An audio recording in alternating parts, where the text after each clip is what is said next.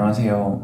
오늘은 기미와 잡티의 차이에 대해서 얘기를 해볼 건데요. 사실 우리가 일상생활 속에서 기미와 잡티에 대해서 구별하지 않고 같은 뜻으로 사용하는 경우가 아주 많습니다. 그런데 사실 알고 보면 이 잡티와 기미는 치료하는 방법이 조금 다르기 때문에 반드시 치료 전에 구별이 필요한 질환들입니다. 잡티와 기미의 차이점을 한번 알아보겠습니다. 우선 잡티부터 보면 잡티는 사실 딱 한 가지 질환을 명칭하는 의학 용어는 아닙니다. 이 단어는 자외선 노출로 인해서 피부에 생기는 색소성 질환들을 모두 통칭하는 것인데요. 그러다 보니까 여기에는 주근깨, 검버섯, 흑자, 색소 침착 등등 여러 가지가 모두 포함된 단어입니다. 소위 이 잡티는 기미와의 차이점이 색소가 흐릿하지 않고 진하고 뚜렷하게 나타난다는 점이 있습니다.